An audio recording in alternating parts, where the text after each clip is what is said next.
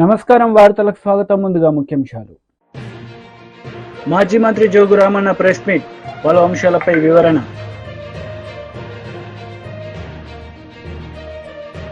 Minister Merugu Nagarjuna press meet, TDP నేతలపై fire. Congress నేతలు media సమావేశం నిర్వహించారు. ఈ సందర్భంగా పలు అంశాలపై వారు మాట్లాడారు.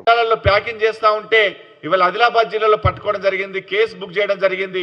వారున్న తీసుకొచ్చినటువంటి విత్తనాలను కూడా ల్యాబ్కు పంపడం జరిగింది. అవి నకిలీయా లేకుంటే ఒరిజినల్ అని చెప్పేసి. కాబట్టి ప్రభుత్వం ఎక్కడ కూడా నకిలీ విత్తనాలను రైతులకు అందకుండా కట్టడి చేస్తూనే నాణ్యమైన విత్తనాలను రైతులకు అందించడానికి ప్రభుత్వం చర్యలు తీసుకుంటుంది. రైతులకు సకాలంలో విత్తనాలు అందుతున్నాయి. వీళ్ళు కావాలని చెప్పేసి వల్ల ప్రభుత్వాన్ని బదనం చేసినట్టు ఒక పని పెట్టుకున్నారు. అట్లాగే జిలుగు విషయంలో కూడా చాలా మాట్లాడిర్రు. ఇవాళ నిన్న డేట్ వరకు ఇదే టీఆర్ఎస్ ప్రభుత్వం గత సంవత్సరం వారి పాలనలో ఇదే నిన్నటి వరకు 25,000 క్వింటల్లే ఇవాళ జిలుగు కానీ జనుము కానీ రైతులకు అందించారు. కానీ వల్ల మా ప్రభుత్వం 52,000 క్వింటళ్లను ఇవాళ రైతులకు అందించింది. అంటే దాదాపు 50% ఎక్కువగా మేము ఇవాళ వాళ్ళకంటే ఎక్కువ మేము రైతులకు అందించినాం.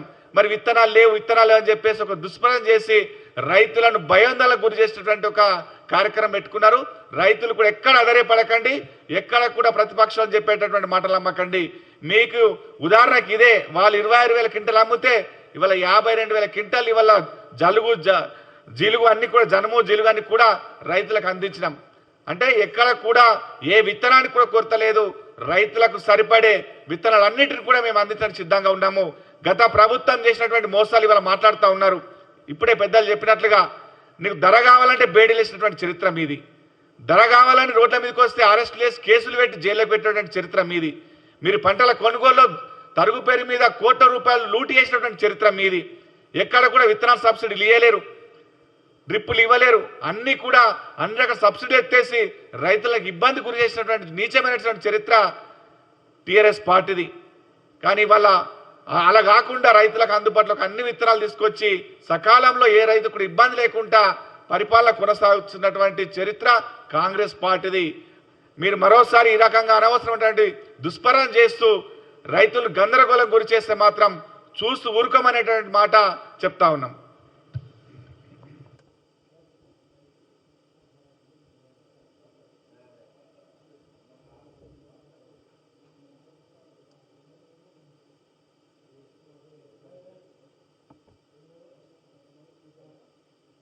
ప్యాకెట్లు వివిధ జిల్లాలకు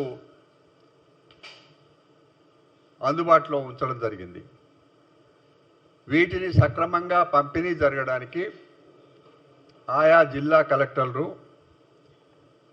ఆ జిల్లా వ్యవసాయ అధికారులు వాళ్ళ పర్యవేక్షణలో ఏ రైతుకు కూడా విత్తనాల విషయంలో ఇబ్బంది లేకుండా ఏ కంపెనీ వాళ్ళు అనుకుంటే ఆ కంపెనీ విత్తనాలు ఇచ్చే రకంగా అన్ని ఏర్పాట్లు కూడా ప్రభుత్వం చాలా ముందే ఏర్పాటు చేసింది. ఇది కాంగ్రెస్ పార్టీ పరిపాలన విధానంలో వ్యవసాయము, రైతులు వీటి విషయంలో కాంగ్రెస్ పార్టీకి అపారమైన అనుభవం ఉంది.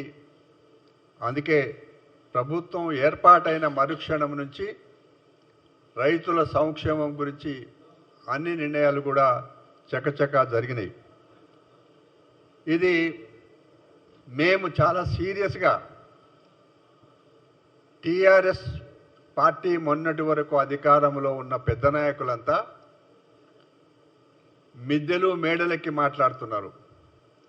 ఎంత దారుణంగా దిగదారి మాట్లాడుతున్నారంటే పొద్దున వాళ్ళకి సంబంధించిన టీ ఛానల్లో చూస్తే కృత్రిమంగా చెప్పుల లైన్ పెట్టిండ్రు. ఆ చెప్పులు చూస్తే బాటా కంపెనీలో పెడతారు చూడండి లైన్గా, అట్లాంటివన్నీ కూడా సమకూర్చి ఫోటోలు తీసి రైతులు పడిగాపులు కాస్తున్నట్టుగా చిత్రీకరించి కృత్రిమంగా ఈ కార్యక్రమాలన్నీ చేస్తున్నారు. ఇది రైతులను ఒక విధంగా ఆందోళనకు గురి చేయడానికి వాళ్ళు చేస్తున్న పనులు, పాపం అమాయకులు రైతులు, నిజంగానే దొరకవేమో అనే ఆలోచన వాళ్లకు ఉంటుంది. దానికి ఒక ప్రతిపక్ష పార్టీగా అన్ని వివరాలు తెలుసుకొని వాళ్లకు సహాయపడే విధంగా ఉండాల్సింది పోయి రాజకీయం చేసుకుంటున్నారు. నేను రాజకీయ బీజేపీ లీడర్ మీడియా సమావేశం నిర్వహించారు. ఈ సందర్భంగా పలు అంశాలపై ఆయన మాట్లాడారు.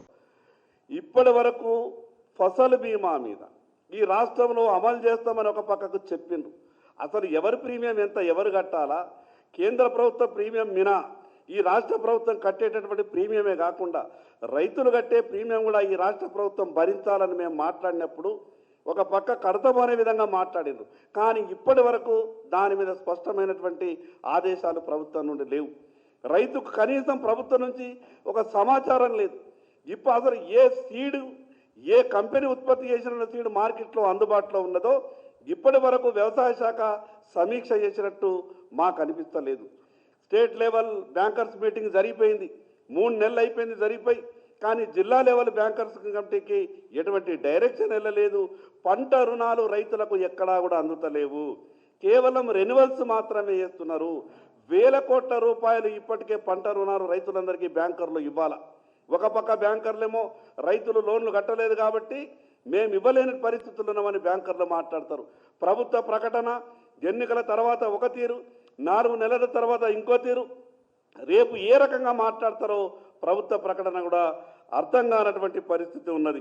నకిలీ విత్తనాలని అరికట్టడంలో ప్రభుత్వం పూర్తిగా వైఫల్యం చెందింది. ఒక నేరస్తుడు నకిలీ విత్తనాలతో దొరికి మళ్ళీ 4 గంటల తర్వాత బయటకు వచ్చి నాకేం చేయగలుగుతుంది ఈ చట్టం, ఎప్పుడో 1960లో ఉన్నటువంటి ఆ చట్టాన్ని ఇప్పుడు అమలు చేస్తామంటే అది ఎక్కడా కూడా డూప్లికేట్ విత్తనాలని కంట్రోల్ చేసేటటువంటి పరిస్థితి లేదు. ఈరోజు భారతీయ జనతా పార్టీ అదేవిధంగా మిగతా రాజకీయ పక్షాల తరఫున కూడా రాష్ట్ర ప్రధాన కార్యదర్శి గారికి ఉన్నటువంటి పరిస్థితి అంతా కూడా వివరించడం జరిగింది. ఇప్పటికైనా ఈ ప్రభుత్వం మేల్కొనాలా? కేవలం రాజకీయాల మీదనే సోనియా గాంధీ గారి మీద చూపిస్తున్నటువంటి ప్రేమ, ప్రియాంక గాంధీ గారి మీద చూపిస్తున్నటువంటి ప్రేమ ఈ రాష్ట్ర ముఖ్యమంత్రి గారు రైతుల మీద చూపియారా అని అనుమానం వస్తూ ఉన్నది. మీరంతా ఢిల్లీ పోయి మీరు రావాలి అని ఇంత బతిమలాడి పిలిపించుకునే ప్రయత్నం చేస్తున్నారు కదా. ఈ రాష్ట్రంలో ఉన్నటువంటి రైతులు పడుతున్నటువంటి కష్టాలు మీకు కనిపిస్తలేవా? ఈ రాష్ట్రంలో ప్రభుత్వంలో ఉన్నటువంటి పెద్దలు ఒక్కసారి ఆత్మవిమర్శన చేసుకోవాలా. ఇప్పుడైనా ఈ ప్రభుత్వం మేల్కొనాలా. ఇంకొక 24 గంటలు ఈ ప్రభుత్వానికి సమయం ఇస్తున్నాం. జరిగినటువంటి తప్పుల్ని వెంటనే సరిదిద్దుకోండి. ఏ జిల్లాలో ఏ విత్తనాల డిమాండ్ ఉన్నదో వెంటనే ఆయా కంపెనీలకు మీరు డైరెక్షన్ ఇవ్వాలా. ఈరోజు కంపెనీలు కృత్రిమ కొరతను సృష్టిస్తూ ఉన్నాయి. ఎక్కడికి వెళ్ళినాయి మీ టాస్క్ ఫోర్సులు? ఏమైపోయినాయి వ్యవసాయ శాఖలు ఉన్నటువంటి విజిలెన్స్? వ్యవసాయ శాఖకు పని ఉంటుందే ఈ 15 నుంచి 20 రోజులు నెల. ఈ నెల రోజులు కూడా వ్యవసాయ శాఖ పని చేయకపోతే మళ్ళీ ఇంకెప్పుడు పని చేస్తుంది? అందుకే భారతీయ జనతా పార్టీ పక్షాన ఈ ప్రభుత్వాన్ని డిమాండ్ చేస్తున్నాం.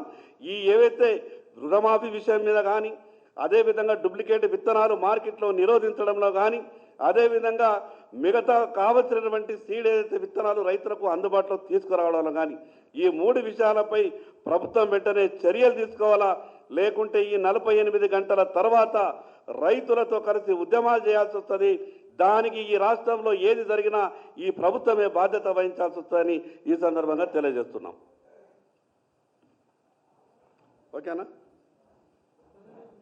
అన్నా? ఇచ్చినాం మీకు కూడా ఒక ఆఫీసర్ రిప్రజెంటేషనా? చీఫ్ సెక్రటరీ రేపు మీటింగ్ పెడతా అని చెప్పింది అందరితో. మరి మీటింగ్ పెట్టుకొని ఏ కంపెనీ ఎంతెంత ఉన్నది సాధ్యమైనంత కాడికి ఆదిలాబాద్ జిల్లాకు 2,50,000 రాశి సీడ్ కావాలని చెప్పినాం.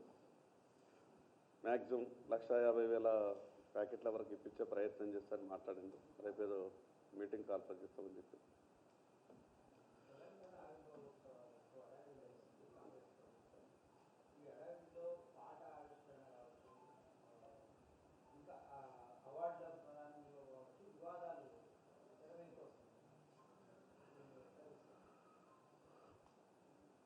అంటే ఈ ప్రభుత్వ ఆలోచన అంతా కూడా కొత్తగా మేము చేసేదేమీ లేదు, పాత విషయాల మీద చర్చ పెట్టి 5 సంవత్సరాలు పరిపాలన కొనసాగిస్తే బాగుంటుందేమో అని ఆలోచన చేసే విధంగా కనిపిస్తూ ఉన్నారు. కేవలం గత ప్రభుత్వం చేసినటువంటి వ్యవహారాల మీదే దృష్టి పెట్టి కొత్తగా వీళ్ళు చేయాల్సింది మాత్రం ఏ విషయం చేసే ప్రయత్నం చేస్తలేరు. గతంలో ఏమైనా తప్పులు జరిగితే దాని మీద ఖచ్చితంగా విచారణ చేయండి, తప్పు చేసిన వాళ్లకు శిక్షలు ఖరారు చేయండి. కానీ చర్చ మాత్రం గత ప్రభుత్వం మీదనే, గత ప్రభుత్వ విషయాల తప్పుల మీదనే చర్చ జరిపి వీళ్ళు తప్పించుకునే ప్రయత్నం చేస్తున్నారేమో అన్నట్టు మాకు అనుమానం కలుగుతున్నది.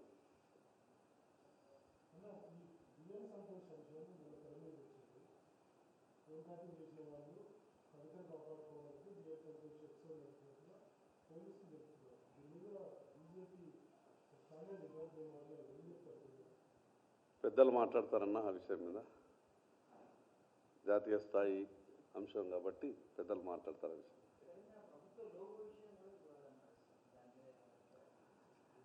అంటే లోగో, పాట, కాళేశ్వరము, అప్పులు, నష్టాలు అన్నీ కూడా కలిపి చర్చ చేసి కాలం గడపాలన్నట్టే కనిపిస్తున్నది ప్రభుత్వ ఆలోచన. ఈ విషయం ఇక్కడ కాదు, మేము అసెంబ్లీలో మాట్లాడినాం. మీ ఆలోచన అంతా కూడా మీరు ఇచ్చేటటువంటి గ్యారంటీల మీద దృష్టి పెడతలేరు, మీరు ఇచ్చినటువంటి హామీల మీద దృష్టి పెడతలేరు, కేవలం గతంలో జరిగినటువంటి విషయాల మీద చర్చ జరుపుతున్నారు అని ఆ రోజు మేము అసెంబ్లీలో కూడా మాట్లాడినాం. ప్రభుత్వం వచ్చి 6 నెలలు గడిచింది, ఎక్కడా ఏమీ కాలేదు. ఏ విషయం మీదనైతే చర్చ జరిగే అవకాశం ఉంటుందో ఆ చర్చని మాత్రమే రోజు దినపత్రికలలో, టీవీ వార్తలలో ఇప్పించి పాలన ఆ రకంగానే కొనసాగుతున్నది. అసలు నిజంగా ఎంత బాధ అంటే ప్రభుత్వం ఏర్పడి 6 నెలల తర్వాత మొదటి వ్యవసాయ పనులు ఈ సీజన్ స్టార్ట్ అయింది. బీఆర్ఎస్ లీడర్ మీడియా సమావేశం నిర్వహించారు. ఈ సందర్భంగా పలు అంశాలపై ఆయన మాట్లాడారు. మరి అనేకమైనటువంటి కార్యక్రమాలు రైతుల కొరకు అండగా ఉన్నాం. అందుకొరకు ఇలా మేము ఒకటే వారిని అడుగుతూ ఉన్నాం, మీరు ఏ విధంగా రైతులు ఏ విత్తనాలు అడిగినా ఇవ్వటానికి సిద్ధంగా ఉన్నారా లేదా, ఇస్తారా లేదా, మీరు ఇవ్వకపోతే మీతో చేత కాదని చెప్పండి. మరి గతంలో ప్రభుత్వం మేము ఏమైనాం, ఇలా రైతులు గతంలో విత్తనాల కంటే ముందు సాగునీరు లేకపోయా, కరెంటు లేకపోయా, మరి ఇప్పుడు విత్తనాలు కూడా ఇస్తలేరు. మరి ఇలా ఇదేనా రైతులను మార్చేటటువంటి ప్రభుత్వం అడుగుతున్నాం. దేన్ని మారుస్తున్నారు మీరు? అందుకొరకే ఈరోజు ఒకటే మేము కాంగ్రెస్ ప్రభుత్వాన్ని మరి ప్రశ్నిస్తున్నాం. మీరు ఇప్పటికైనా మరొక వైపు ముఖ్యమంత్రి గారు ఇలా తెలంగాణ ఇంత చిన్నాన్ని మారుస్తామని చెప్తే మరి ఇలా మంత్రులు, ఉప ముఖ్యమంత్రులు వేరే రాష్ట్రాల్లో ప్రచారంకి వెళ్తూ ఉంటే ఇలా మద్యం మంత్రి మాట్లాడతాడు. మద్యం నాకు తెలియదు, అసలు అది కార్పొరేషన్కి సంబంధించిన సమస్య. మా గతంలో వాళ్ళు మంత్రులు చేసిండ్రు, మేము కూడా మంత్రులు చేసినాం. ఏ డిపార్ట్మెంట్ కన్నా కార్పొరేషన్ ఎండి ఉన్నా, చైర్మన్ ఉన్నా మంత్రితో సంప్రదించిన తర్వాత చేస్తా తప్ప డైరెక్ట్ ఎక్కడ కూడా కార్పొరేషన్ ఎండికి ఇచ్చే లేదు. మరి ఇలా జూపల్లి కృష్ణారావు గారు అబద్ధం మాట్లాడుతున్నారు, కొత్త బీర్లు ఎక్కడ వస్తలేమని చెప్పి. ఆ మంత్రికే పత్తలేదు. వ్యవసాయ శాఖ ముఖ్యమంత్రి గారేమో ఎక్కడ రైతులకు ఇబ్బంది లేదు, వ్యవసాయ శాఖ మంత్రి గారు ఇట్లా మాట్లాడతారు. మరి అక్కడ ఉన్నటువంటి పరిస్థితి వేరు. అంటే ఎట్లా ఉందంటే ఈరోజు ఈ మంత్రులకు, ఈ ముఖ్యమంత్రికి, ఈ ప్రభుత్వానికి, ప్రజల సమస్యల పట్ల ఒకరికొకరికి అవగాహన లేక ఈరోజు రైతాంగాన్ని నట్టట ముంచేస్తా ఉన్నారని చెప్పి మేము ఒకసారి ఈ పత్రికా ముఖంగా మరి తెలియజేస్తూ ఉన్నాం. అందుకొరకే రేవంత్ రెడ్డి గారు ఏదైతే మీరు మరి గతంలో కనీసం కేసీఆర్ గారు రైతుల కొరకు ఎంత శ్రద్ధ పెట్టిండ్రో మీరు కనీసం ఒక 10% కూడా రైతుల గురించి ఏం మాట్లాడతలేరు. రైతుల గురించి కనీసం కేసీఆర్ గారు చేసినటువంటి ఎంతైతే సమయం ఇచ్చిండో మీరు ఒక 10% సమయం ఇచ్చినా ఈ రైతులకు ఈ ఇక్కట్లు రావు, ఈ బాధలు రావు. ఇలా కరెంటు చూస్తూ ఉన్నాం. కనీసం ఇలా వర్షాకాలం సీజన్, పంటలు వేసుకునే సీజన్ మొదలైంది. ఇప్పటికీ వేరే వాటిపైన ఎన్నికల కమిషన్ అనుమతుల కొరకు, పర్మిషన్ల కొరకు రాస్తారు. ఇలా సమీక్షలు పెట్టుకుంటాం లేదు. వర్షాకాలంలో మరి ఎలా బ్యాంకు రుణాల విషయం కానీ, విత్తనాల విషయం కానీ ఇప్పటిదాకా కూడా ముఖ్యమంత్రి గారు, వ్యవసాయ శాఖ మంత్రి గారు, అధికారులతో ఇప్పటిదాకా సమీక్షలు జరగాలంటే వీళ్ళు రైతుల పట్ల ఎంత చిత్తశుద్ధితో ఉన్నారో ఇదే వాళ్ళ అసమర్థతకి ఇది నిదర్శనం అని చెప్పి కూడా నేను ఈ సందర్భంగా తెలియజేస్తూ ఉన్నాను.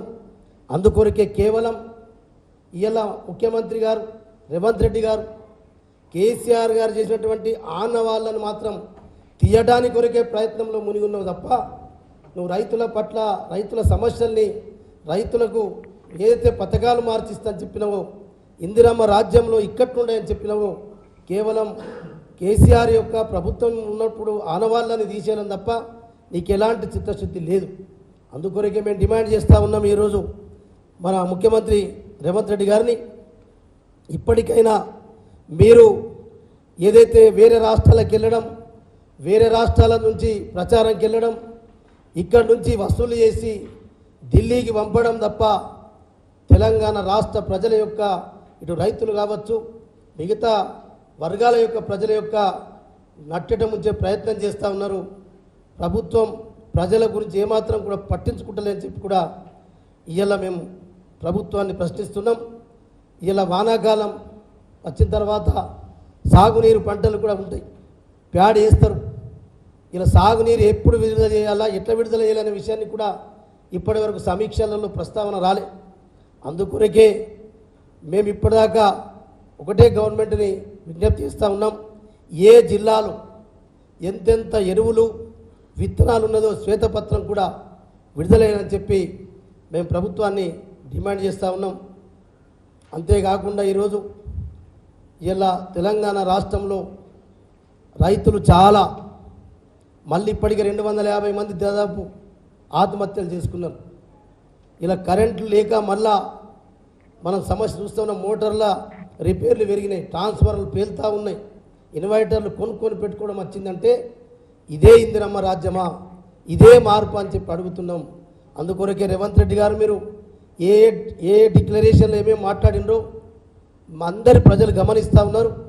కానీ మేము ఒకటే డిమాండ్ చేస్తూ ఉన్నాం, ఈ విత్తనాలతో పాటు రైతు భరోసా పథకాన్ని కూడా మీరు ఏదైతే 15,000 రూపాయలు ఒకటేసారి ఇస్తామని చెప్పినరో ఖచ్చితంగా ఇవ్వాలని చెప్పి కూడా డిమాండ్ చేస్తూ ఉన్నాం.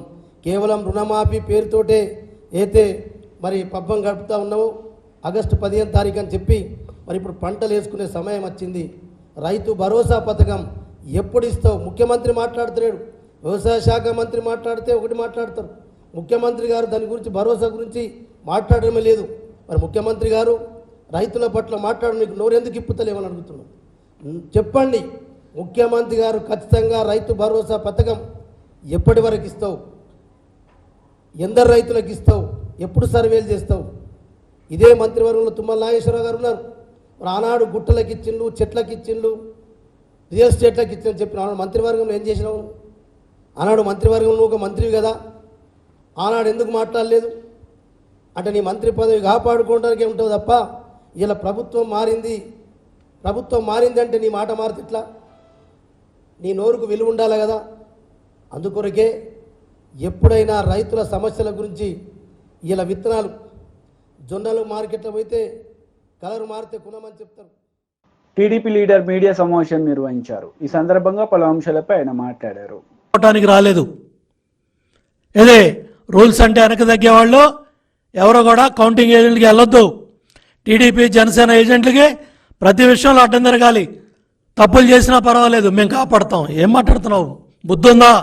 వయసు వచ్చినా సరిపోయిందా? ప్రభుత్వ జీతం తీసుకుంటూ తప్పులు చేసినా పర్వాలేదా? తప్పు చేయొద్దు, తప్పు జరగకూడదని చెప్పాల్సిన వాళ్ళు తప్పు చేసినా పర్వాలేదు మేము కాపాడుతామనే బాధ్యత లేకుండా మాట్లాడుతున్నారంటే ఎంత బుద్ధి లేని మాటలు మాట్లాడాడో సజ్జల అర్థమవుతూ ఉంది.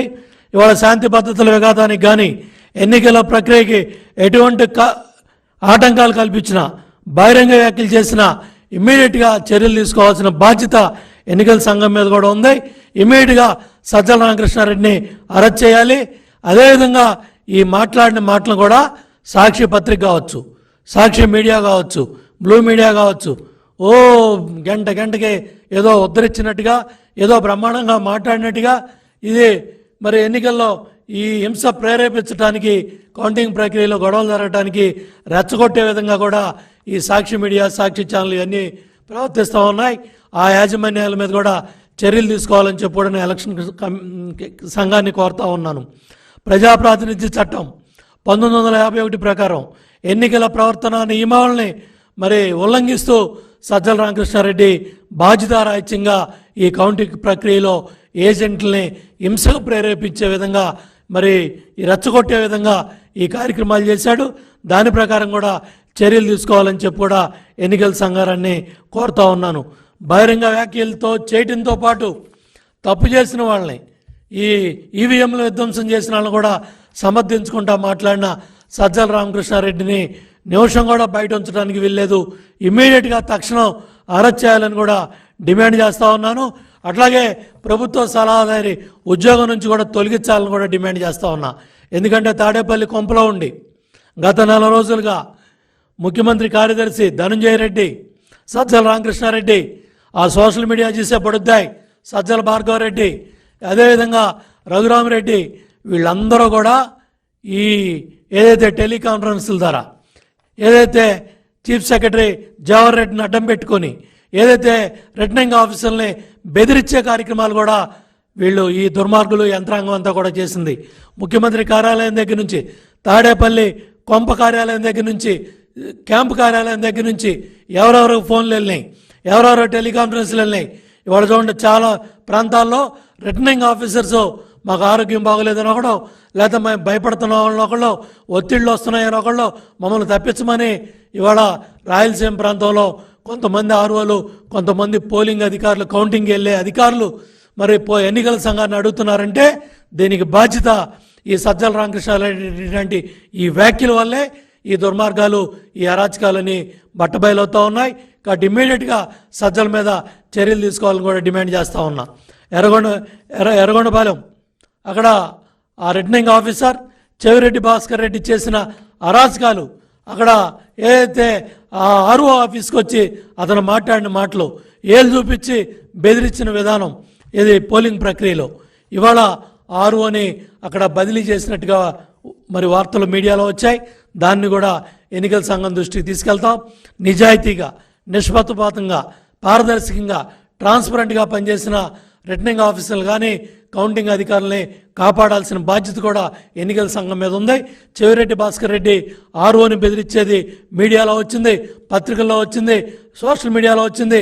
చాలా స్పష్టంగా ఆర్ఓని ఏలు పెట్టి చూపించి మేము రాజకీయ నాయకులు, మాకు అడ్డం పడకూడదు, మాకు రూల్స్ చెప్పకూడదు, మేము చేసేదే కరెక్టు, మీరు మాకు అడ్డం పడితే మీ మీద ప్రైవేట్ కేసులు వేస్తాం, మీ మీద కంప్లైంట్లు పెడతాం, మిమ్మల్ని ఎన్నికల విధుల నుంచి తప్పిస్తామని చెవిరెడ్డి భాస్కర్ రెడ్డి హెచ్చరించాడు. మరి నిన్న పత్రికల్లో, నిన్న మీడియాలో వార్తలు వచ్చినాయి, ఆర్ఓని మరి విధుల నుంచి పక్కన పెట్టినట్టు వచ్చింది. దాన్ని కూడా ఖండిస్తున్నాం. దాన్ని కూడా ఎన్నికల వైసీపీ లీడర్ మెరుగు నాగార్జున మీడియా సమావేశం నిర్వహించారు. ఈ సందర్భంగా పలు అంశాలపై ఆయన వివరణ ఇచ్చారు. దేశంలో పర్టికులర్గా కంబైన్డ్ రాష్ట్రంలో ఆంధ్రప్రదేశ్ రామోజీ ఫిల్మ్ సిటీకి సంబంధించి నీ ఫిల్మ్ సిటీలో దళితుల భూములు ఉన్నాయి, నువ్వు అప్పళంగా కొట్టేశావు. ఏ రోజన్నా నువ్వు ఈ పత్రికలో ఎందుకు రాయలేకపోయావని అడుగుతా ఉన్నా. జగన్మోహన్ రెడ్డి గారు అసైన్మెంట్ చట్టాన్ని తీసుకుంది ఆషామాషిగా తీసుకోలా. 2003కి ముందు 20 సంవత్సరాలకు ముందు ఏ దళితుడైతే భూమిని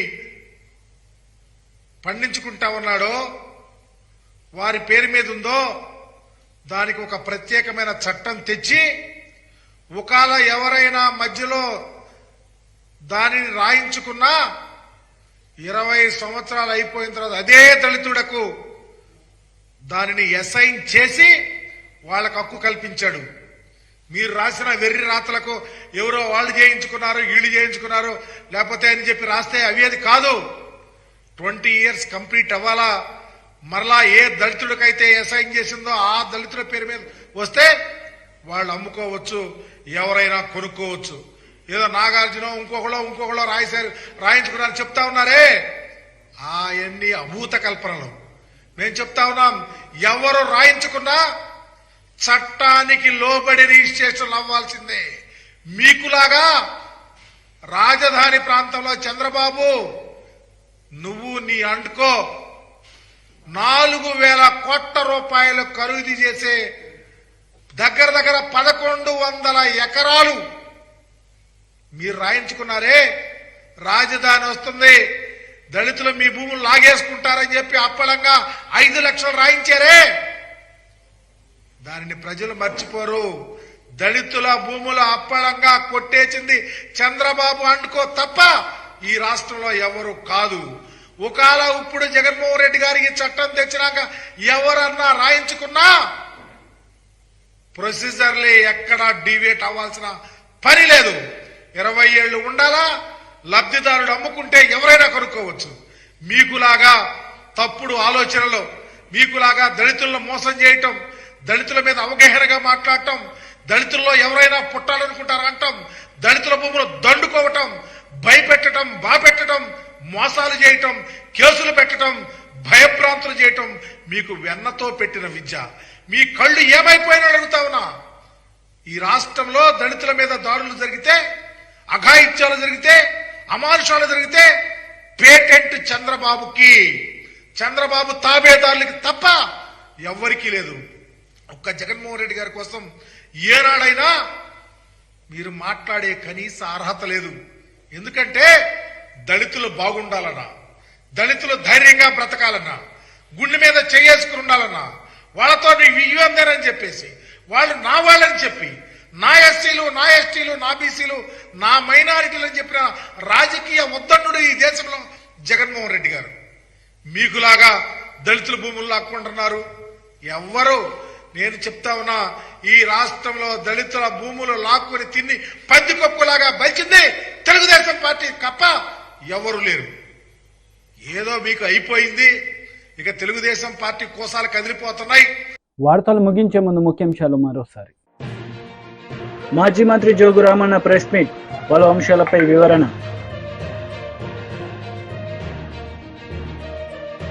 మినిస్టర్ మెరుగు నాగార్జున ప్రెస్ మీట్, టీడీపీ నేతలపై ఫైర్.